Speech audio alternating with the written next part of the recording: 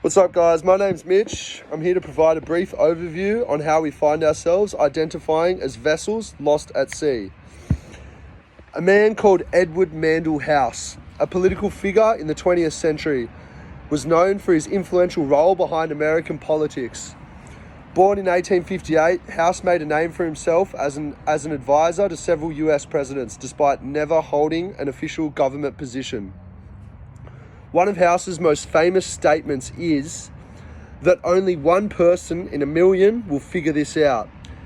This cryptic remark implies that House believed only a select few would grasp the true nature of his actions and influence in shaping American politics.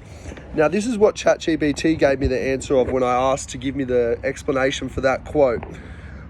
After I corrected it for lying to me, it gave me the proper answer.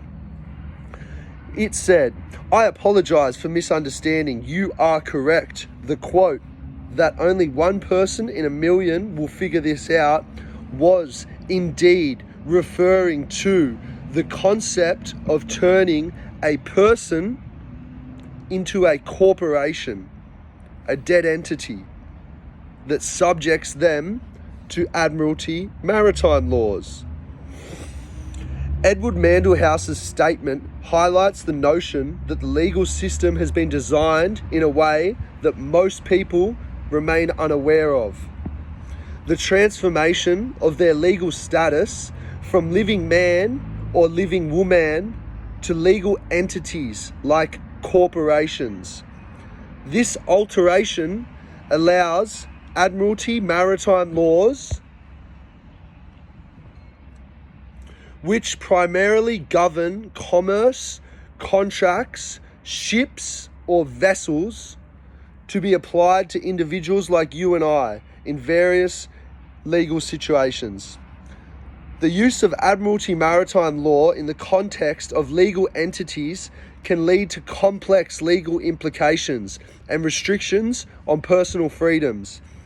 It involves the use of legal fictions, where individuals' name will be written in all caps to signify their status as a legal entity, separating them from their living man or living woman. This understanding of the legal system, often referred to as legal personhood, is not commonly known to the general public, and only a very few select individuals may ever figure out the intricate details of how this system works. By ensuring that the public maintains this lack of awareness, certain parties may wield significant power and control over legal matters that affect the broader population. It is crucial to be informed and aware of the legal implications surrounding the transformation of personhood and its impact on individual rights and liberties. By understanding these concepts, individuals like you or I can better navigate the legal system, and by protecting their rights as living beings within the frameworks of the law that have been laid out for us. Now, your boy Edward Mandell House, his most notable achievement was the infamous meeting held at Jekyll Island in November 1910. This secret gathering brought together influential figures from banking and financial sectors, including but not limited to Senator Nelson Aldrich, Henry P. Davidson, and Paul Warburg, among others. The purpose of this meeting was to discuss banking reforms, and propose the framework for a central banking system in the United States. That sounds sick. Out of the Jekyll Island meeting emerged the Aldrich Plan, named after Senator Nelson Aldrich. The plan laid the foundation for the Federal Reserve Act, which was passed in Congress in 1913. I can only imagine some serious lobbying was undergone in those 3 years.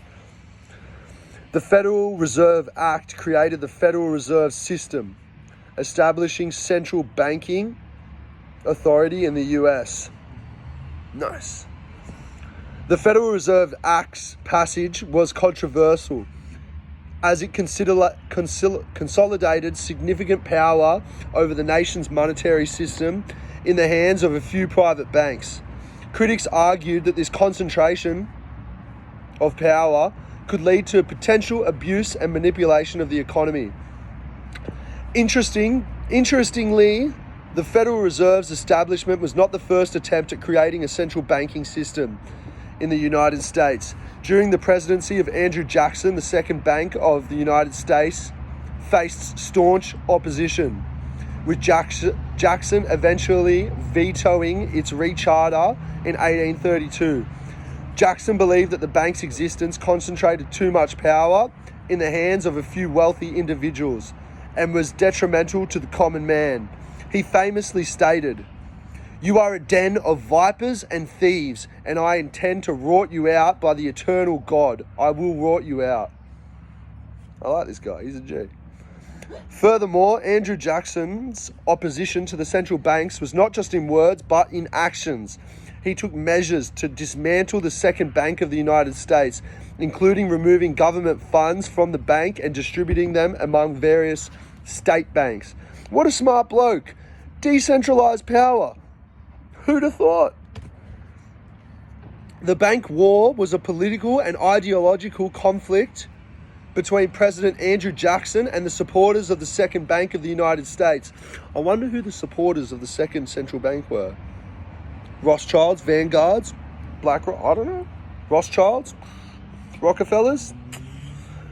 Only a brief study into the historical record would give you such information. It's not hard to find. You can find out exactly who the names of these people were trying to install Federal Bank number 1. Same names, same families of people trying to install Federal Bank number 2. And those same families of people successfully installed Federal Bank number 3. History is no mystery when you study it.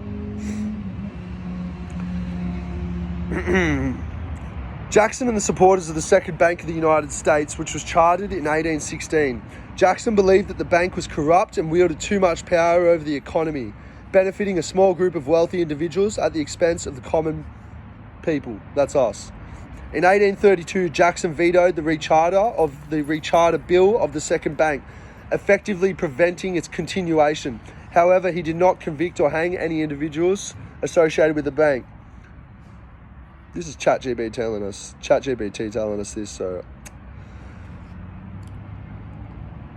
the bank war primarily involved political battles, including Jackson's move to remove federal deposits from the bank and place them in state-chartered banks, known as pet banks. Nice. Despite the opposition and historical lessons from Jackson's era, the Federal Reserve Act eventually passed with House's influence behind the scenes. This marked a significant shift in the country's monetary policy and the centralization of power. Sources used, the bibliography used for this presentation was ChatGPT. Sucks. Don't use it. Study books. This was a 10-page document that got condensed via ChatGPT down to a 3-page document, so don't judge me. Sources for this bibliography were The Creature from Jekyll Island, A Second Look at the Federal Reserve by G. Edward Griffin. Crack a book, go read it, download it if you can't, there's PDFs online. The second book was The Federal Reserve, A History and Conspiracy by Thomas E. Woods Jr. Andrew Jackson's veto of the Second Bank of the United States Recharter Bill of July 10, 1832. Andrew Jackson and the Bank War by Robert V. Rimini. And Edward Mandell House, The Man Who Gave Us the Federal Reserve by George B. Young Jr. I implore you to go and prove me wrong, all right? Because this is valuable history lessons. And if I've got something wrong, please correct me in the comments. But all I endeavor to do is to spark a conversation behind our history and the people who have defined what this reality is that we exist within today throughout monetary policy, fractional reserve lending, otherwise known as usury. It's a term from Babylon. These financial crimes that these people have been committing have been perpetuated since 3000 BC, and they have continually gone on and continually pushed this narrative. This is 10 minutes now. One love, baby. One love.